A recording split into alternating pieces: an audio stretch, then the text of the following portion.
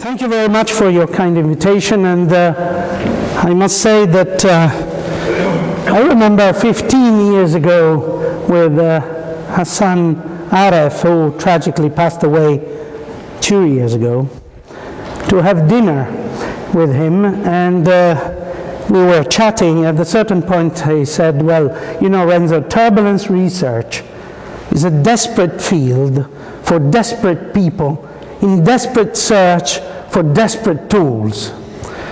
So the topic of my lecture reflects that state of desperation. So I ask you just to sit back and relax, because it's a kind of tutorial into tools that are not so used in turbulence research yet.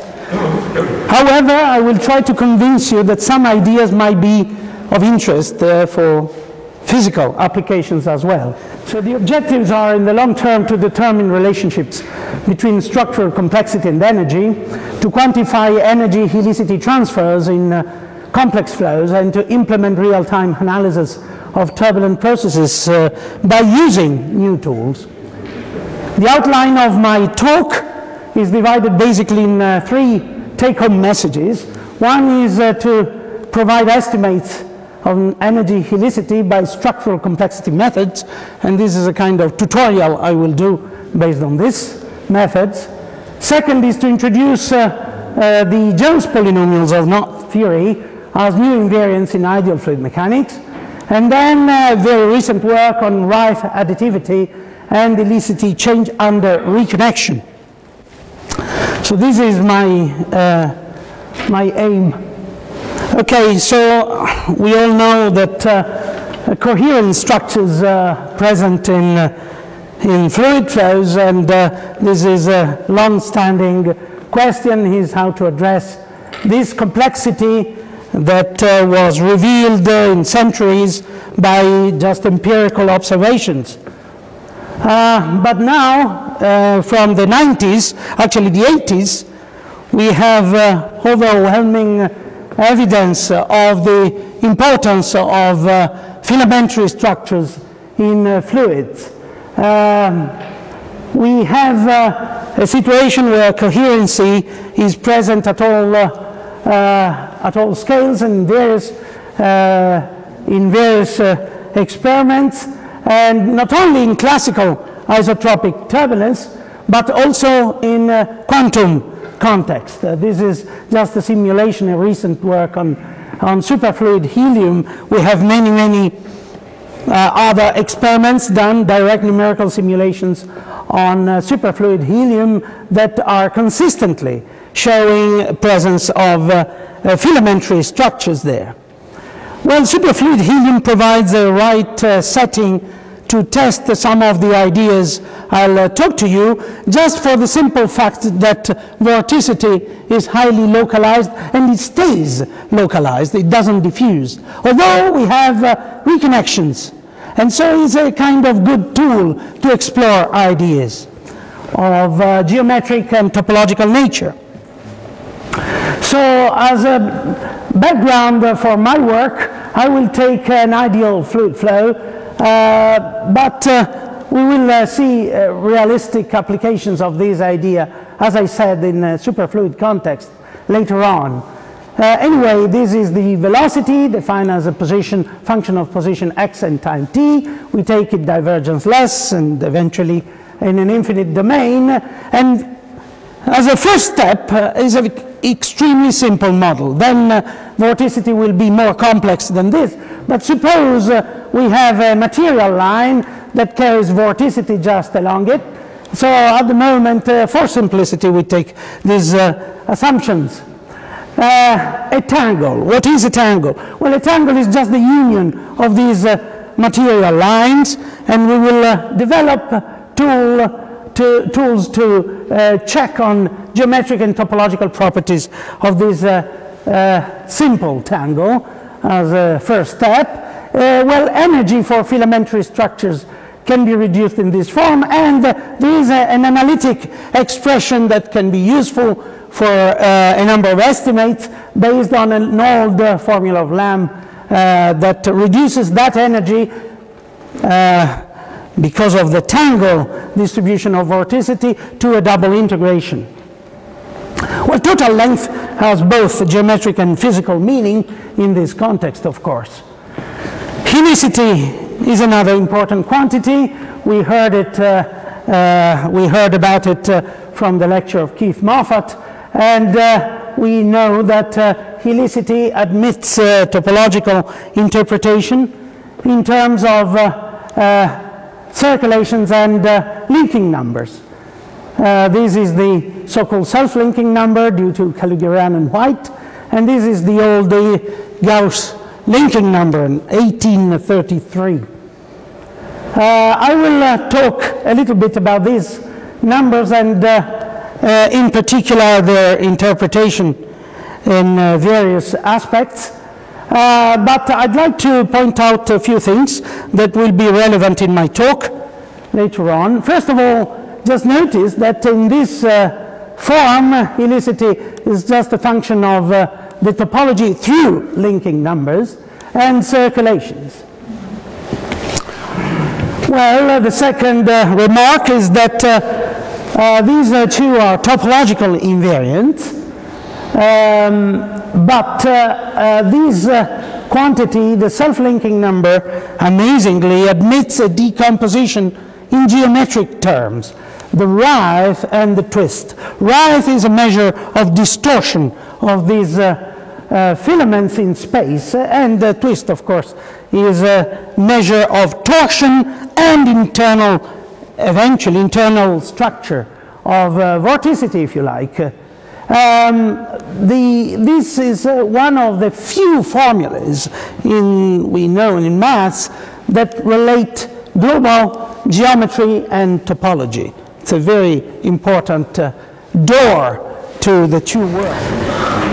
And then there is another remark, and this is about the limitations on linking numbers, which is reflected in the limitation of helicity, because there are cases where linking number does not detect topology correctly, and this is well known. Actually, I found in a private correspondence of Maxwell to Tate, the first knot table tabulator, he realized 1867 that these two configurations being topologically linked are still with linking number 0.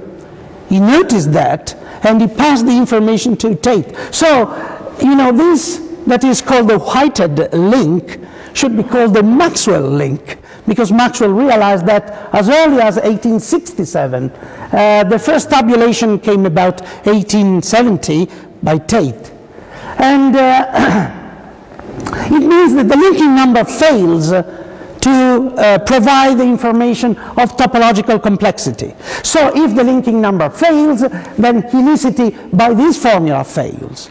And then this calls for more work on topological approach to complexity. Well, let's leave aside this issue for the moment, and let me introduce the concept of indented projection. We have, say, these material lines that make up this tangle, and these material lines, we take these material lines and we project them on a plane. We project them on a plane and we keep information about topology through these indentations. So there are small indentations that just serve the purpose to keep track of topology. We assign an orientation to each crossing site according to a convention. So in this case is a -1, and this is a +1. The curve is oriented, inheriting orientation from vorticity, for instance. Of course, this is one projection, and the diagram we get depends on the projection line. Okay, one quantity that is useful is the writhe, exactly the writhe I just mentioned before. Well, we can compute the writhe if we assign plus minus to the crossing sites. Then we can do the sum over all the crossings, and then the square brackets denote averaging over all projections. So we can get easily the rise of the tangle, right? Then we have the linking, of course. Linking can be reduced from the Gauss linking formula, double integral, can be reduced to this simple algebraic counting of the crossing. And then we have another measure that is an algebraic measure. It's relative of geometry and relative of topology, is the average crossing number. The average crossing number is very easy. You throw up your spaghetti in space, you look at the snapshot as a photograph, and you count the crossings you see. That's all, without signs. And then you average over all direction of sight, so you have an average information of the crossings. My claim is that this average crossing number is related to energy of the system, and I'll show you. Now these quantities can be computed either this way, which is an algebraic way, or all these formula have an integral expression, an analytical expression. So in a computer, if we know the curves in space, we can integrate over all the curves we have. Computer does that for us easily. However, I had an idea that is turned out extremely simple to use, is what about instead of taking this infinite amount of information, we just project these curves onto three mutually orthogonal planes. Maybe we get good estimates of these measures. So this perp symbol stands for just taking three mutually orthogonal projections of the same structure. We count the crossings and we do this computation. Now we're ready to go. So many years ago I proposed to do an experiment to superfluid people, and I'm particularly attached to this kind of experiment. So here, instead of having decaying turbulence, we have the opposite situation, because it was a first attempt, so we want to provoke entanglement. And one way to provoke entanglement is to maximize helicity, linking. And to maximize linking, you use typically an ABC flow.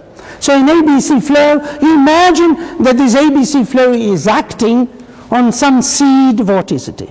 Then we didn't want to have boundary conditions, so we put our seed vorticity in the shape of a vortex line, a circular vortex line. So we superimposed this pumping, and we could produce complexity. Okay, so the first steps are that, of course, this ABC flow that you don't see is producing Kelvin waves, and these Kelvin waves instabilize the system, and at a certain point reconnections take place.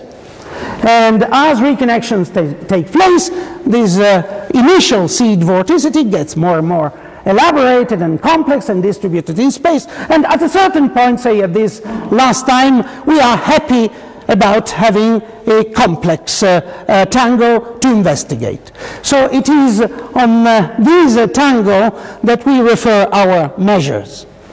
So we track all the measures I showed you, and in say these yellow, oranges colors, you see these geometric or topological quantities, the average crossing number, the perp rise, the estimated rise. The correct rise is identical to this estimated rise, and you see the two curves, the C bar and the estimated C bar. I mean the projection on these three planes, whereas here the computation is done by using analytical integration. And linking, of course the linking number jumps because reconnections change topology.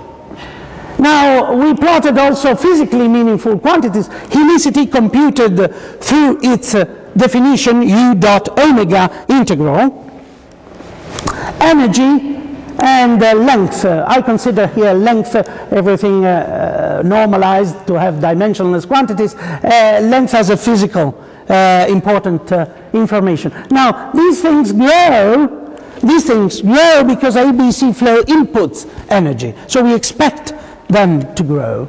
But what was remarkable and confirmed by other experiments in the following years was this parallel relationship. In other words, energy versus time grows as the square root of the average crossing number. So we decided that the average crossing number is a good detector for complexity. Can we say anything about more complex situations? Well, more complex situations need more complex tools. And as I mentioned to you, linking numbers have limitations in that respect. So that motivated me to look at more modern developments in knot theory, and for a number of years I've been working on a number of aspects, and including a little bit of knot theory, and of course I do a little bit of tutorial, and I'm a little bit arrogant here. I pretend to teach you knot theory in half of a slide, okay? So pay attention, I'll be very slow, but simple, I hope. So, you know, knot theory developed with the aim, if you like, to solve this problem, linking number limitations, to have something powerful enough to classify, detect uniquely topology, which is the motor of all these developments till now. Because there is always an exception that escapes the rules and that motivates further work. So Alexander developed the first polynomials in the 20s, and then Conway rediscovered the whole thing in the 70s, and then in the 80s and 90s we had a boom in knot theory, of course a Fields Medal to Jones, and by the way also the Fields Medal to Witten is to a very good extent related to knot theoretical approach to topological quantum field theory, in other words, and the on-fly PT polynomial by a group of people, including Millet, Licorice, Prochaska, Trachik, and others, Luke Kaufman, and of course the great work of Vassiliev more recently, and other developments into Kovanov, homology, etc., etc. I will focus on the Jones polynomial, that is a compromise of, in a sense, a synthetic view of the progress done and the technical ability to detect topology to a good extent. Well, V will denote a polynomial, and K will denote, say, our knot type or link type. These are two relations that are fundamental to construct the polynomial, and these are very simple. That says that the first says that the polynomial of a curve that is diffeomorphic, continuously deformed to a circle, to the unknot, is just 1. And the second relation says, well, given a knot type, so you have your curve in space of a given topology, you pick a crossing, say the plus crossing, and you switch this plus crossing into a minus crossing and the smoothing of a non-crossing at that site. And you use it to compute the polynomial. I show you how it works with this extremely simple example. What is it called? Tau in the context of knot theory is a dummy variable. No meaning. No meaning. You take the unknot and you can deform it into this figure of 8 configuration, which is still an unknot. I will call this configuration a gamma plus. Is an unknot, but it has a positive crossing in this projection. And these, of course, can be transformed into a gamma minus with a negative crossing. Still, unknot is the same thing. So clearly, for all these three things, the polynomial will be 1. Okay, what about something like this? Okay, this has a polynomial 1. Nevertheless, we can use it to experiment, to use this relation. So there is only one crossing, so we are obliged to consider that crossing, to switch it to the negative and to the smoothing. So of course each configuration will produce 2 configurations on which we can compute the polynomial. So we know the polynomial of this because it's 1. We know the polynomial of this because it's 1, and what we are left with by the smoothing of the crossing is 2 circles. But 2 circles are not 1 circle. So they should produce a polynomial that is different from 1. And indeed it does. We go back to this relation, we insert 1 here, 1 here, and we are left with the V of the 2 circles. And by straightforward simple algebra, we get this expression. We can do that for all sorts of configurations. I'll be quicker now. I take a hop link. I choose to have a negative crossing, just because I like it. And again, we have 2 crossings here, so we work on 1 crossing at a time. So first we go from 1 negative crossing to a positive crossing and a non-crossing. Now, we know that this is the gamma minus. We know the polynomial of this, that is 1. And we know the polynomial of this, because we just computed it. It's here. So we can compute the polynomial of h minus by using that formula again. And that it is. Similarly for the other knots, say the trefoil knot, we pick a crossing that we choose, we switch it, we get the unknot, and then we smooth it into a non-crossing, and we get the h minus. So you see, it's a kind of hierarchical process to construct all polynomials we wish. So we get this polynomial, and so on and so forth. We have a figure 8 knot. It's a very simple exercise for students to do. We can get polynomials for highly complex structures far more than nature needs. Nature doesn't go so far high in crossing number. Remember, nature simplifies things if it can. Now the result is that we've been working on a rather technical demonstration, and actually pretty long. I'll give you a sketch of this. So you consider a single element, a component, say a vortex knot, K, and then this is the helicity, and then you construct this variable, some base, say E, but it cannot be, not necessarily E. It can be, for instance, for those of you who are keen on stochastic or other approaches to turbulence, it can be a 2, or it can be something else. But suppose it's a E to H. Now, of course, we have to rescale H, and then we have a statistical hypothesis that I'd like to duel a little bit, because although it's technical, it's quite relevant for future research in our context, for applications to turbulence, I mean. And then we get that this E to H satisfies the skin relations of the geometry. So first of all, we need this tau to have some meaning, and after long calculations, we come up with this factor. So basically, you read here a T as a E, and here the helicity gets to this expression, where we have a lambda. Lambda is an uncertainty parameter. It goes between 0 and 1, and the helicity of gamma plus, because this is the so-called unknot, it has a contribution from right or twist. And you may consider this as a mean field information. Now, where statistical reasoning matters is here. In the derivation of the skin relations for the Jones polynomial, we first derive the Kaufman bracket polynomial for unoriented knot. And at a certain point, there is a critical stage where we consider these crossings, no orientation, and this is called a state decomposition in knot theory. Well, this state decomposition, we assumed a kind of trivial, statistical, obvious decomposition, that this state admits decomposition as a left-right or up-down.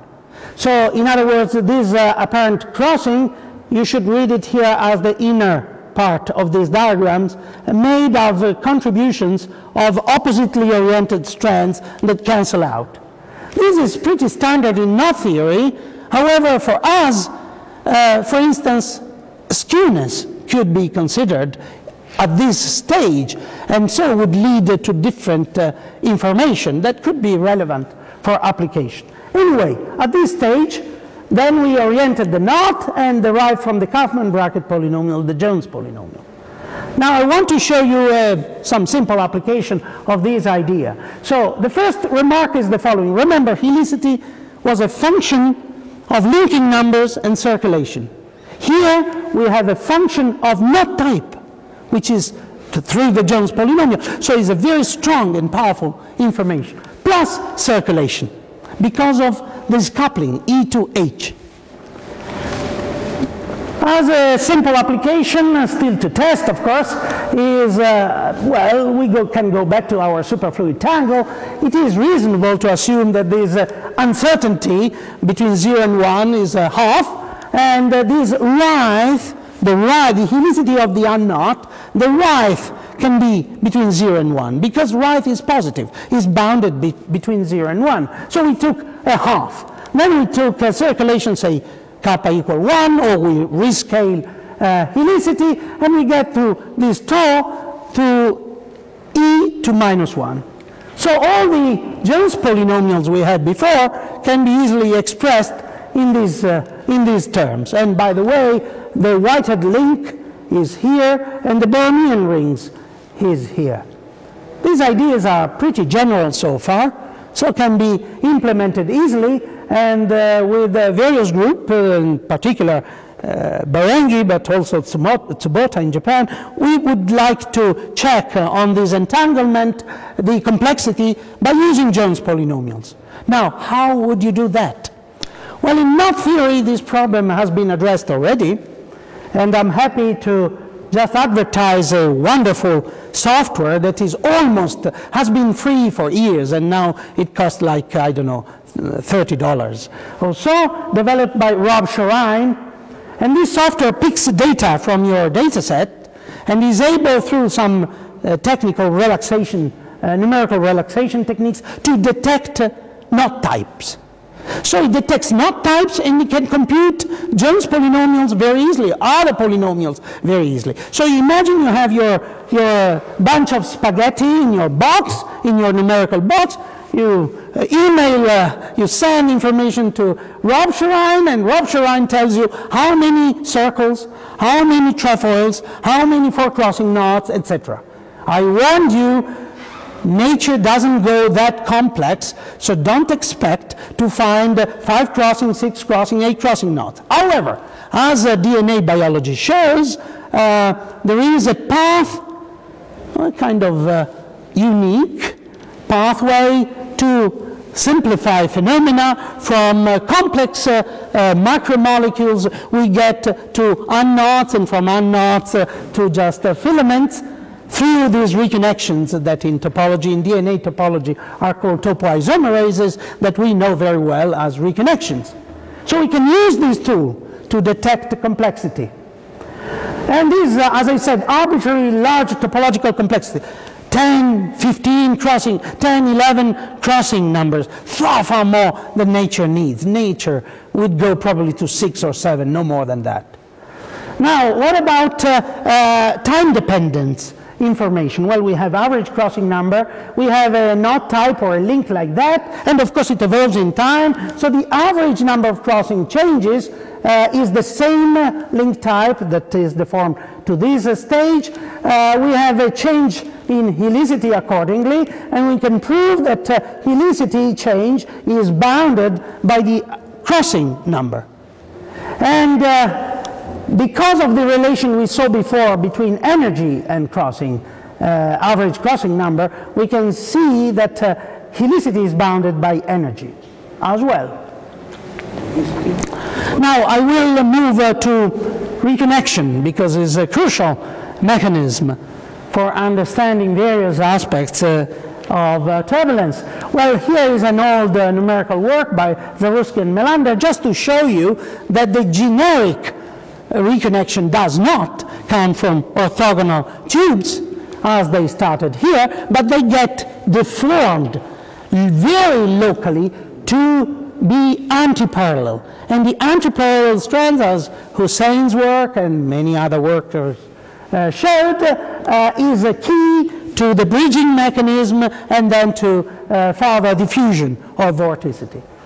Well, based on this sketch, you can prove is some geometric demonstration that, say, a crossing of this type that, say, is Reith -1 gets to this stage, and Reith, remember, reconnection does not occur at the crossing point. Either is a self-intersection in a planar curve, so Reith is 0, or is like this, an apparent crossing. So you have to average out all angles of sight, and the reconnection, if it comes close to the crossing, it is orthogonal to the line of sight of this board, okay, as this demonstrates. And okay, so we consider just the local geometry now. Locally, very locally, at the point, at the region of reconnection, you can always find a plane that contains, say, a piecewise linear curve, and this is the reconnected sum of these two curves. Well, it's quite simple to prove in the piecewise linear context that the Reith is additive. In other words, the Reith of the disjoint union of these two curves is equal to the Reith of the reconnected curves. Reith is additive under reconnection. This is a very recent work, so we're just submitting it probably to us. And now if we set k to 1, we can compute helicity.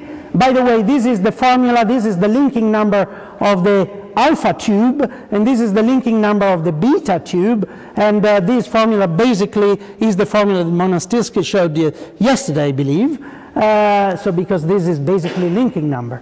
So this is okay, but now the Reith of alpha and Reith of beta curves are additive under reconnection. So we proceed to consider reconnection, and we see that the helicity is just the new helicity plus the difference in twist. And so the difference in helicity, because Reith is additive, is due to twist, a difference in twist. This should be the focus, I think, of future research. Now, what about empty tubes? Do these things exist? Well, they do exist. Optical vortices in optics that are not vortices are phase singularities. Superfluid vortices are believed to be empty tubes, so they send electrons in the middle, in the core of the vortex, just to detect it, etc., etc. There are a number of physical systems that have no intrinsic structure. They are really empty tubes. Well, in that case, twist is just torsion. So the change in helicity is just the change of torsion. Now, again, this is easy to check. Remember that twist is the hard part because you don't see it. Reith can be measured from the, say, outside, from the exterior. Reith is just a deformation in space. It's a combination of curvature and torsion. Remember, the bending energy of elasticity is curvature squared. So it's a relative. You may think, well, I showed curvature multiplied by torsion. Okay, so if you allow me to just say one thing, many years ago, in '91, I showed that under LIA, localized induction approximation, which is a cutoff of Biot-Savart, well, it's well known that LIA is linked, gives you nonlinear Schrödinger equation. And one of my first papers was to prove that the invariance of nonlinear Schrödinger equation can be interpreted in terms of global geometric quantities. And one quantity, the third invariant, is curvature squared times torsion. And the integral of that can be reduced, or can be thought of as Reith. Okay, so we have here change in helicity because of the bound I showed before in terms of energy is a change in helicity due to change of twist, and that means that change of twist is controlled by, provides a lower bound to a change of energy. So I'll close with this outlook, future directions of the work I'm carrying out. With CLU, we are in good path to provide the Vassiliev finite type invariance, which for us is a kind of completion of a progress into knot theory. However, Coming work could be the derivation of new skin relations on the basis of this Reith additivity information for reconnections. And remember, this state decomposition could be made skewed according to the information we have from physics. And of course, there is an even bigger program that is escaped from my capability, and is to relate ergodicity of that state decomposition to statistical properties, statistical physics. But inside, very close, the application of these ideas into numerical codes and to implement, in particular, not theoretical ideas as a predictive diagnostic for energy transfers. So the scheme for numerical implementation is just a little bit of dream. It is the following: you identify coherent structures. Remember that this information based on topology or algebraic average crossing number is scale independent, which is an additional aspect to take into account. Then you do analysis of components. That's easy. By the way, it's easy, very easy, to get these projections, etc. in a computer, straightforward. A few lines of programming will do. Topological diagnostic by artificial relaxation methods. I refer to Shorine's type of diagnostics. Topological analysis by polynomial. Again, once you have a topological classification of structure, that is, Matplot can do it. Other softwares are available, very, very advanced, NotLink, etc. Helicity and energy estimates based on the consideration I showed you, and then we can perform adaptive analysis, i.e. reconnections, change topology, we are in a new state, we can reconsider the whole thing and go back. Once we do this iteratively, we have, of course, information about helicity and energy transfers that, of course, are pretty important. Thank you very much for your attention.